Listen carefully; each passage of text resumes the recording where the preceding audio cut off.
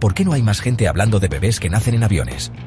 Es una aventura loca. Imagínense, están a 30.000 pies de altura y un bebé decide que es hora de unirse a la fiesta. Primero, la tripulación se convierte en superhéroes. ¿Y la nacionalidad del bebé? Bueno, eso es una mezcla de leyes internacionales, pero muchas veces obtienen la ciudadanía de los padres o del país donde la aerolínea está registrada. ¿Y la parte más genial? Algunas aerolíneas les dan vuelos gratis de por vida. Eso sí que es un premio de altura.